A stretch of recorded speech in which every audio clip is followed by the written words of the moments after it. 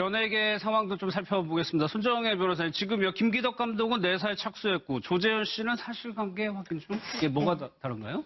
일단은 김기덕 감독에 대한 여러 가지 그 피해 사실에 대해서 언론을 통해서 구체적으로 드러나 있는 상황이기 때문에 경찰에서 피해자의 정식 고소나 고발장은 접수되지 않았지만 드러난 피해자, 특히 그 피해자를 특정할 수 있는 한에 있어서는 내사를 그 진행 중이라고 하는 것이고요. 배우 조재현 씨 같은 경우는 그보다는 조금 더 이렇게 좀 덜 들어간 것 같긴 한데요. 일단 광역수사대에서 이 언론에 보도됐으면 그 기자들은 피해자가 누군지 알고 있지 않겠습니까? 그런 부분들은 이제 추적해서 피해자의 의사를 확인하는 과정 중에 있는 것으로 보이고, 수사기관에서 이런 점이 있습니다. 정식 고소가 들어오면 조사하기가 편한데 일단은 추적해서 혹시 조사를 해도 될지 여부가 확인이 안 돼 있기 때문에 일단 피해자하고 접촉하면서 그 피해 사실을 확인하고 굉장히 섬세하게 접근하고 있는 과정이 아닌가 싶고, 특히 조재현 씨랑 김기덕 감독 같은 경우는 피해자들이 방송계 쪽에 사람이 많지 않습니까? 그러다 보니까 일반인보다 조금 더 심리적으로 위축되어 있을 가능성이 있거든요. 그래서 내사를 진행하면서 정식으로 사건을 진행해도 되는지 부분을 지금 조사하고 있는 걸로 보입니다. 이런 와중에 홍 기자님, 조재현 씨 관련해가지고 추가 또 폭로가 나왔었나요? 네, 한 여성지 기자가 본인의 경험을 직접 기사화한 겁니다. 그러니까 그 딸과 그 예능을 이제 출연했었잖아요. 그때 이제 기자들을 대상으로 인터뷰가 진행이 됐습니다. 그리고 열흘 지나서 따로 뭐 추가 인터뷰 하자 하면서 밥을 먹었다 그래요. 그때는 매니저와 셋이 먹었고 별다른 일이 없었다고 합니다. 근데 문제는 그 다음번에 한 번 더 만났는데 이때 다짜고짜 뭐 내 여자친구 할래 말래 하면서 양손을 얼굴로 뻗어서 입맞춤을 시도했다는 거죠. 그래서 이제 이 여성지 기자가 뭐 하는 거냐 했더니 부부 관계, 사생활까지 얘기를 하면서 내 여자친구 해달라 해서 이런 거면 차라리 돈으로 만드셔라 하니까, 이것도 물론 합법한 방법이 아닙니다만 나는 그런 대상을 원하는 게 아니다. 영감을 나눌 수 있는 대상을 원한다. 이렇게 얘기를 했다고 그래요. 만남은 더 이어지지 않았지만 그 뒤에 계속해서 연락을 하면서 성적인 어떤 발언들을 했고, 그래서 기자가 아니 내가 기자인데 이걸 기사화하면 어떻게 하려고 이러느냐 했더니 기사가 난다면 내 업보로 알겠다. 이런 식으로 얘기를 했고, 이 여기자의 지금 고발의 핵심은 이겁니다. 그동안은 대부분 감독과 배우와 배우 같은 업장 내에서의 권력의 상하관계 내에서 이루어진 권력의 위계에 의한 성폭력이지 않았습니까? 그런데 이 틀 밖에 있는 나에게도 이럴 정도라면 그 업장 내에서는 얼마나 더 만연했겠는가, 그 부분에 대한 고발입니다. 그러니까 그나마 동등하다라고 느끼는 대상에게도 이랬으면은 자기가 정말 갑의 위치에 있다고 생각하는, 을의 위치에 있다고 생각하는 사람이 더 심하게 했다는. 그렇죠. 그래서 이번 조재현 씨하고 김기덕 감독이 어떻게 보면 비슷하게 좀 많이 해서 둘이 동시에 피해 받은 여배우도 있고 한데, 스텝 중에서도 그 드라마나 영화 찍을 때 스텝 중에서도 제일 새로 들어온 새내기들, 이 직접 대상으로 많이 했다는 거 아니에요. 그 애들한테 안마도 해달라, 입맞춤도 하고, 성추행, 성폭행, 제 어떻게 보면 약한 사람한테 많이 했는데, 어떻게 보면은 여기자 하면은, 여기도 홍 기자 계시지만 여기자가 얼마나 무서워요, 사실. 뭐든지 쓸 수 있는 게 여기자인데, 그런 사람한테도 대상으로 해서 저렇게 부인하고 잠자리 안 지도 오래됐다. 구체적으로 이렇게 얘기하고 할 정도 보니까 어떻게 보면 조재현 씨가 좀 심했다, 이런 생각도 들고, 저는 그래서 내사 빨리 해서 어느 정도 좀 법적인 처리도 좀 빨리 해야 될 걸로 봅니다.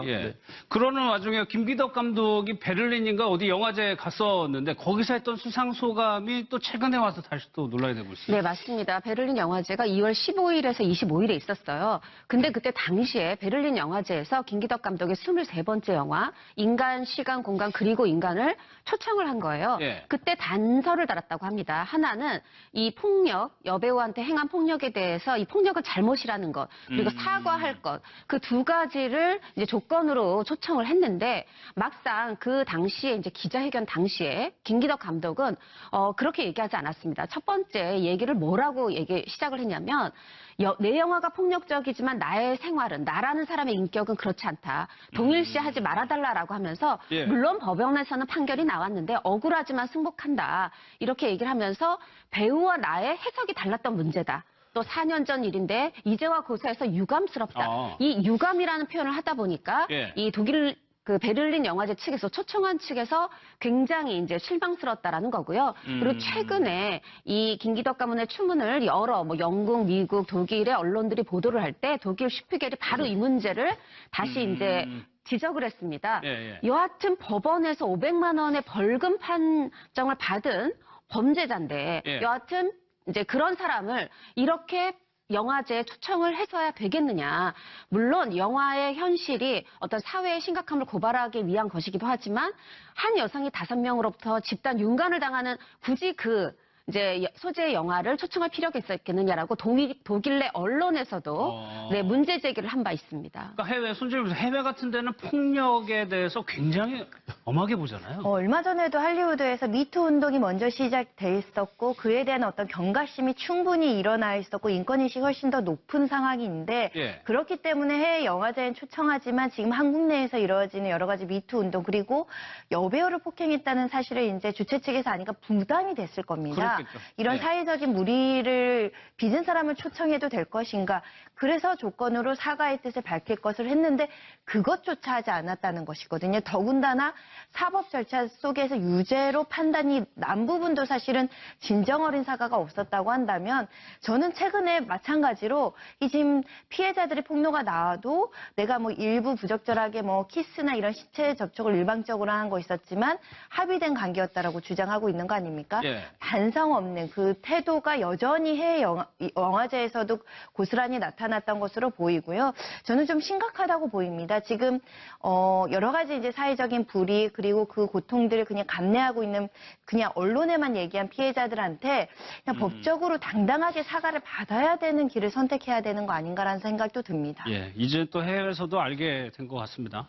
오달수 씨 관련해가지고 세 번째 옹호 글이 나왔는데 저희가 아는 분이더라고요. 네, 맞습니다. 조덕재 씨고요. 조덕재 씨는 또 이제 2015년 영화 촬영 현장, 이건 물론 이제 개인적인 사적인 공간이 아니죠. 영화 촬영 현장에서 있었던 그 어떤 여배우의 성추문 주장에 따라서 지금 재판이 진행 중인 분이죠. 근데 조덕재 씨가 내가 뭐 오달수 씨랑 뭐 친하거나 그런 뭐 일면식 있는 그런 상황은 아니다. 모르는 사람이. 네, 그런데 하면서 이제 본인이 내용을 밝혔어요. 근데 분명히 지난 2월에는 미투에 대해서 굉장한 지지글을 올렸던 사람입니다. 그런데 이번에는 물론 이제 언론에 보도된 그 내용만 보고 하는 얘기지만 과연 그 엄정 씨의 어떤 또 다른 피해자들의 말 속에서 과연 어느 부분이 본인의 성적 자기결정권이 침해당한 부분이냐. 그러니까 말하자면 지금 이걸 쉽게 얘기하자면 조덕재 씨의 주장은 아니다라고 했을 때 멈췄고 그래서 그 말하자면은 여관에서 나올 수 있었지 않았느냐라는 얘기를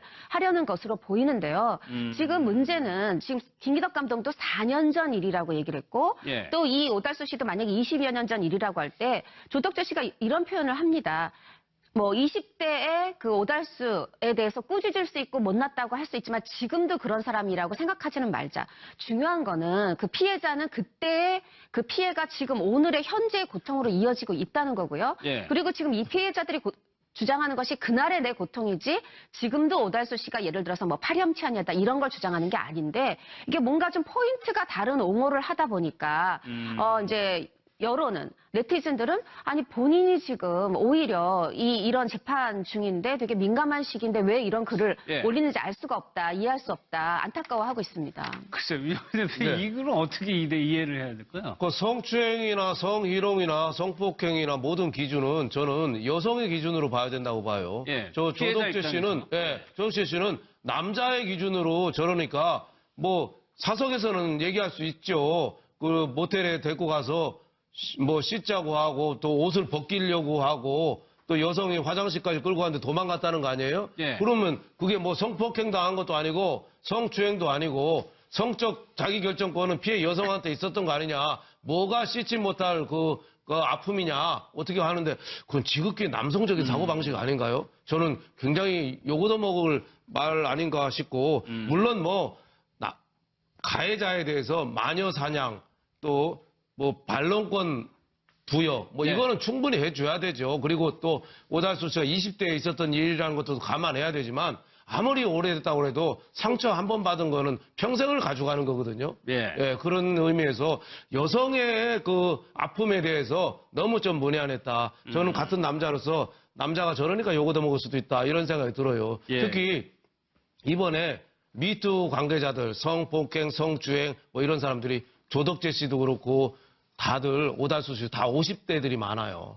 50대들이. 예. 왜 그렇겠어요? 50대 사춘기는 20대인데 사추기가 50대거든요. 네, 40대는 제가 보니까 터널이고 50대는 곳곳에 지뢰밭이에요. 자기가 사회적으로 어느 정도 성공했다, 한 자리를 굳혔다, 이제 평탄하게 해서 다다고 생각해서 자칫 오만하기가 쉽거든요.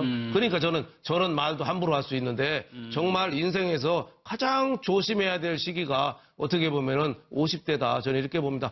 행복 지수로 보면 40대가 제일 떨어진 데 바닥. 네. 근데 50대에 가서는 나는 다 이루었다 하는데 사실 50대가 남자들이 갱년기거든요. 여성도 갱년기고 그럴 때 자칫 판단을 너무 좀 삐뚤하기가 쉽다. 그래서 저는 조덕재 씨가 저건 뭐 남자들끼리 뭐 술 한잔 하면서는 할 수 있는 얘기인데 저거를 공인인데 SNS로 올려서 두둔하는 거는 저는 좀 좋아 보이지 않습니다. 예.